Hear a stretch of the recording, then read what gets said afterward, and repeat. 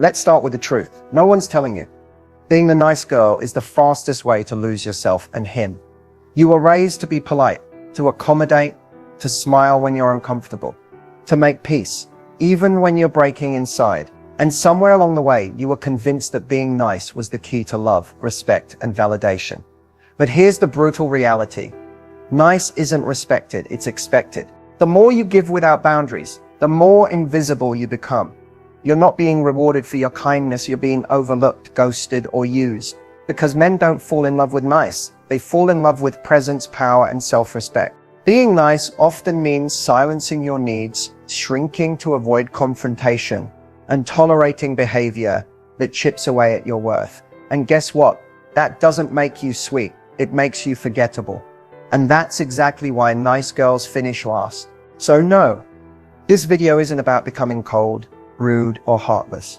It's about waking up to the truth that your softness is only valuable when it's paired with strength, when it's guarded by standards, when it's offered from a place of confidence, not desperation.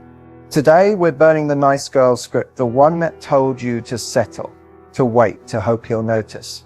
And we're rewriting it with power, clarity, and self-respect.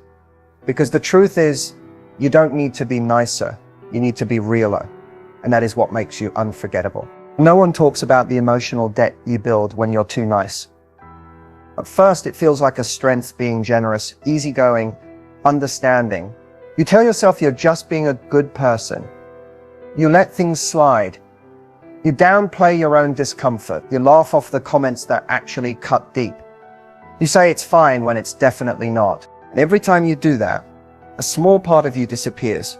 Not because anyone took it, but because you gave it away, thinking it would win you closeness, love, or validation. But here's the truth that most people don't realize until it's too late. There's a massive cost to always being the nice one. And that cost is you. You lose your voice, you lose your standards, you lose your edge. And worst of all, you lose the deep magnetic energy that commands respect because you're too busy making sure everyone else is comfortable while you're quietly falling apart. It starts small. Maybe it's a guy who flakes on plans and you make excuses for him. Maybe it's a partner who raises their voice and you convince yourself they're just going through something. Maybe it's you suppressing how you really feel because you're afraid speaking up will make you too much. But the cost keeps building. You start waking up tired, not from life, but from constantly betraying your own needs. You begin questioning your worth. You tolerate emotional crumbs while calling it a feast. And then you wonder why your relationships feel one-sided, why people don't reciprocate your energy, why you feel resentful, even when you're still smiling on the outside. The truth is, being too nice trains people to believe your boundaries are optional, that you'll always understand, that you'll always forgive, that you'll always stay, even when they cross lines you shouldn't have let them near. The more you overextend, the less they respect you, because what costs you everything costs them nothing. And that imbalance isn't love. It's emotional self-abandonment dressed up as loyalty. Being nice isn't the problem. Over-nicing at your own expense is love without self-respect, is self-destruction. And if being nice constantly leaves you feeling unseen, depleted, and disrespected, then it's not kindness, it's avoidance. Avoidance of conflict, rejection, or being labeled difficult. But the cost of avoiding those things is steep. You become a version of yourself that's easier to tolerate, but impossible to truly love. So if you've been wondering why your kindness feels more like a curse than a superpower, it's time to check the price tag. Respect, real love, and peace never come from overgiving. They come from knowing your worth, enforcing your limits, and understanding that your softness should never come at the expense of your sanity. The cost of being too nice, it's not just your peace, it's your power. And sis, you can't afford that anymore. So if you've been wondering why your kindness feels more like a curse than a superpower, it's time to check the price tag. Respect, real love, and peace never come from overgiving. They come from knowing your worth, enforcing your limits, and understanding that your softness should never come at the expense of your sanity. The cost of being too nice, it's not just your peace, it's your power. And sis, you can't afford that anymore. When you constantly people please, you're not just being agreeable, you're unconsciously sending a loud, clear message about your self-worth. You think you're saying, I care, or I'm easygoing, or I just want everyone to be happy. But what you're really saying is, my needs don't matter as much as yours. And people will hear that even if you never say it out loud. Every time you say yes when you want to say no, you're reinforcing the belief that your boundaries are flexible, that your time, energy, and emotional space are available to anyone who asks, regardless of how it affects you. You think you're keeping the peace, but what you're really doing is teaching people that you're the one who will always bend. And it gets worse. Over time, people stop asking how you really feel because you've trained them not to. They assume you'll be okay with anything, that you're always cool with it, that you'll always pick up the slack, forgive the disrespect, or stay silent when your boundaries are crossed. And they're not wrong. You've shown them that version of you. But inside, you're exhausted, resentful, dismissed.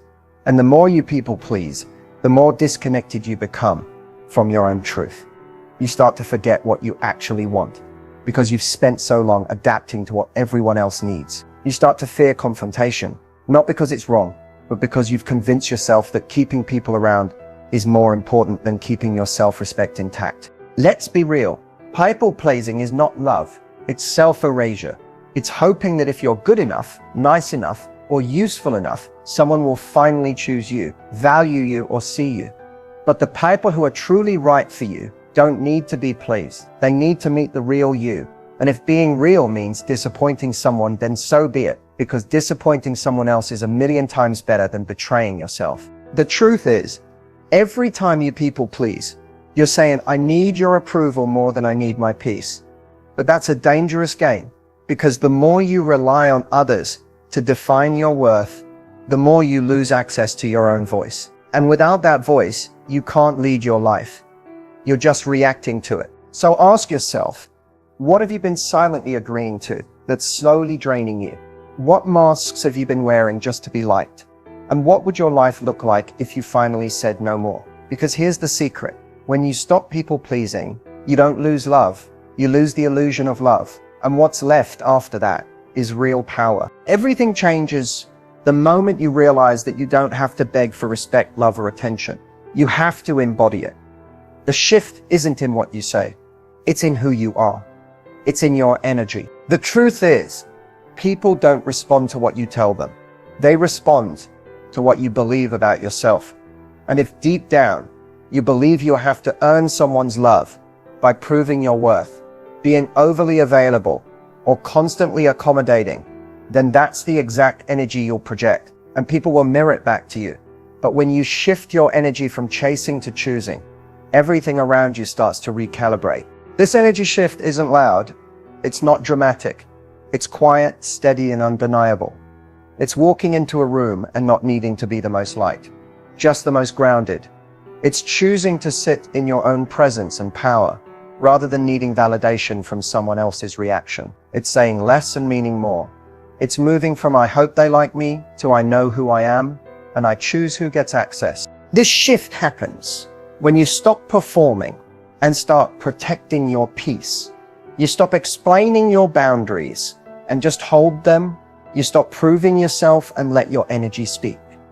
Because when your energy says, I don't chase, I attract, people feel it, and the ones who aren't aligned with that energy, they'll naturally fall away.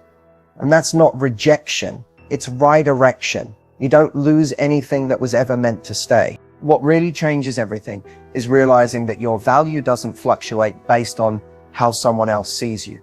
Your worth doesn't spike when you're praised or plummet when you're ignored. Your worth just is. And when you live from that place, your energy becomes magnetic, not because you're trying harder, but because you're trying less. People are drawn to certainty, confidence, peace. When your energy shifts from needing something to being something, people notice. You speak slower. You move more intentionally. You smile because you mean it, not because you're trying to win favor. And the people around you start showing up differently too, not because they've changed, but because you have. You don't need to raise your standards. You just need to stop shrinking yourself to fit into places that require you to abandon them.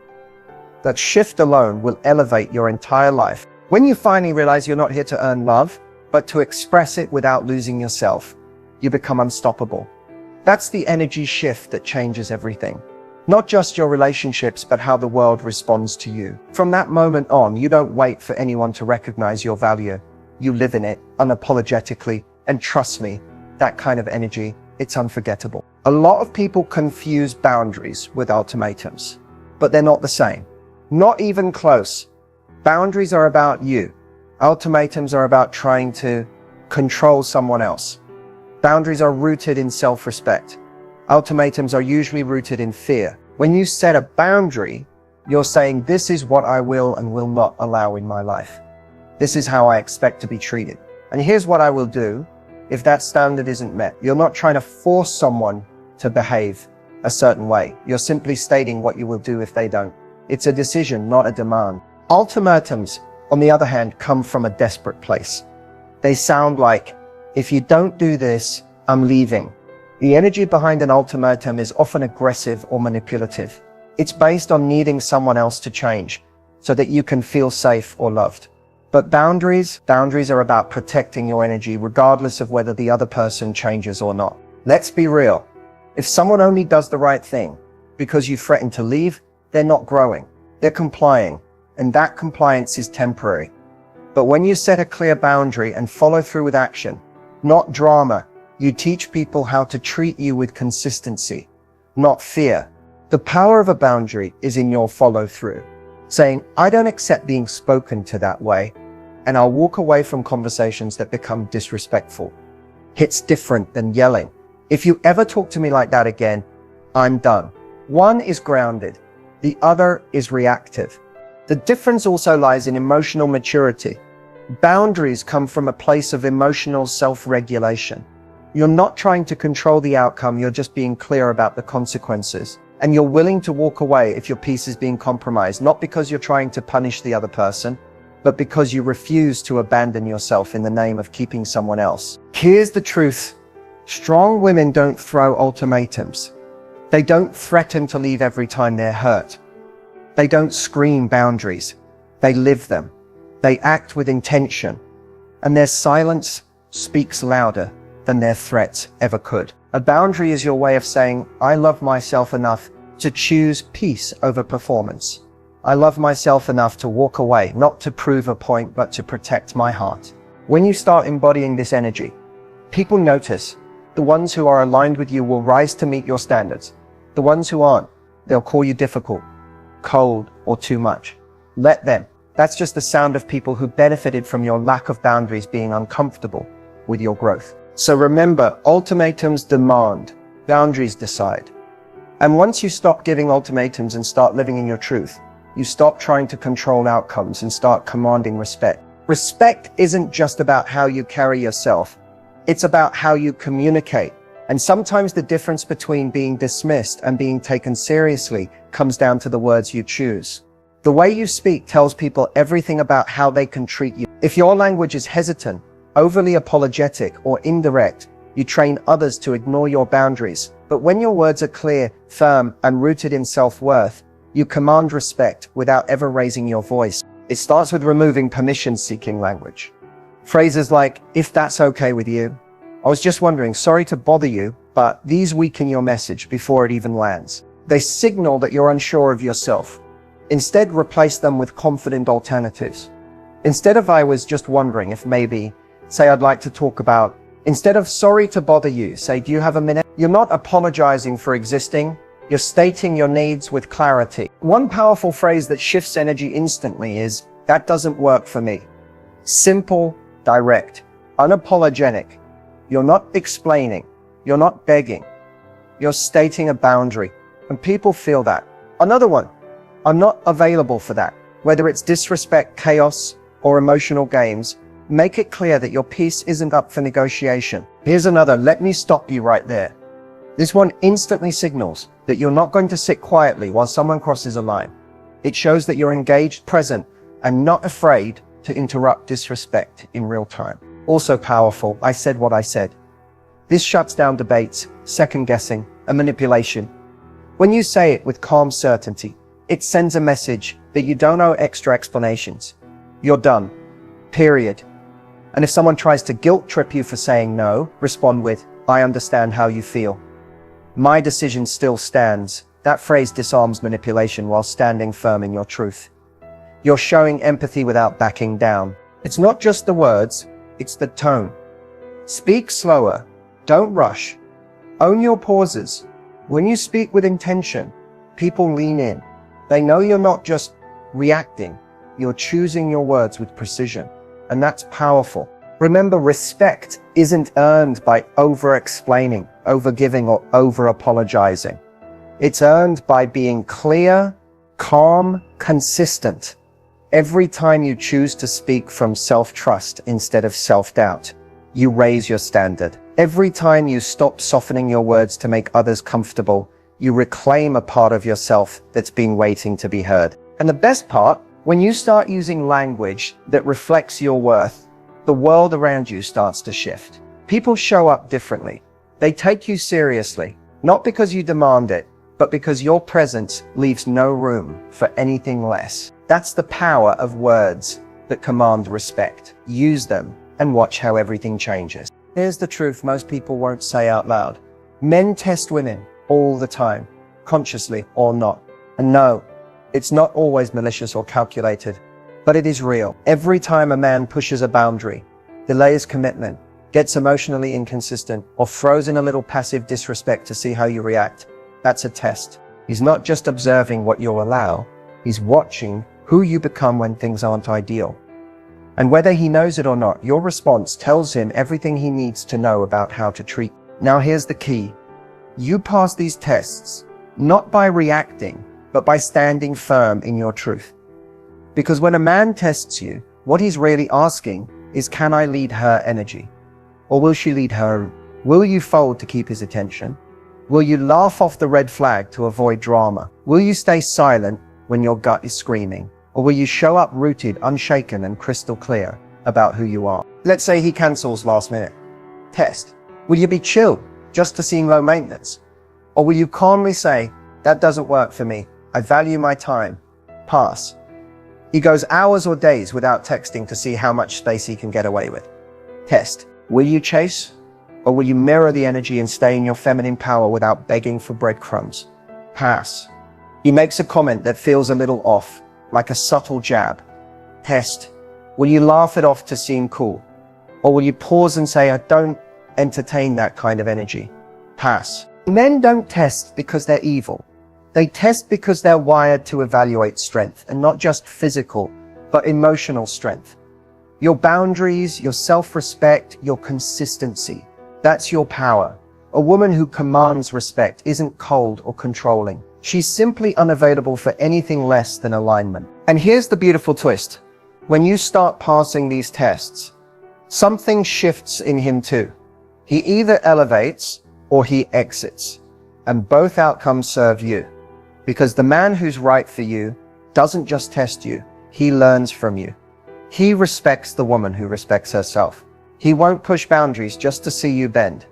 He'll rise to meet your energy, not try to lower it. If you've been feeling confused, frustrated, or second-guessing your reactions, it's time to stop asking, why is he doing this?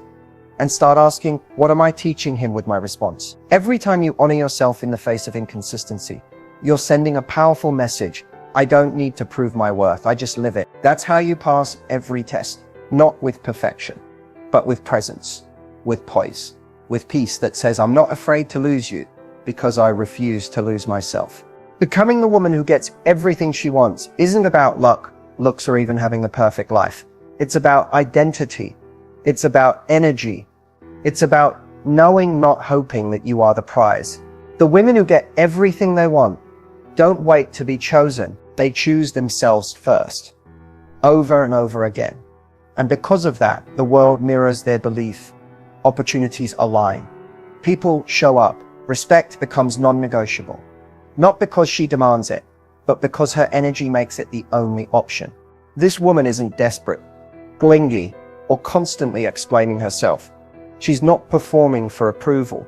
She's not shrinking to be liked. She walks into a room like she belongs there because she decided she does. And when she speaks, people listen. Not because she's the loudest, but because there's substance behind her presence. She doesn't chase love, status, or validation. She magnetizes it. Because everything about how she moves says, I know what I bring. I'm not afraid to walk away from anything that doesn't match that. She doesn't settle. Not in love, not in friendship, not in how she allows herself to be treated. And that's what makes her rare, while others lower their standards to keep a connection. She holds hers like a crown, never tilted, never questioned. She doesn't need to manipulate to get what she wants. Her alignment does the work for her. She attracts people and situations that reflect her wholeness, not her wounds. When things don't go her way, she doesn't spiral. She pivots. She recalibrates. She knows that rejection is protection, that delays are redirection. And most importantly, she never begs for what she knows she can build herself. The woman who gets everything she wants isn't afraid to be alone. Why? Because her solitude is sacred. She uses it to elevate, not deteriorate. And because she's full with or without a partner, she becomes the kind of woman a man doesn't just want. He respects. She doesn't gossip. She doesn't compare. She doesn't live in a constant state of doubt. She operates from vision, not insecurity. And every move she makes is rooted in one question. Does this align with the woman I'm becoming?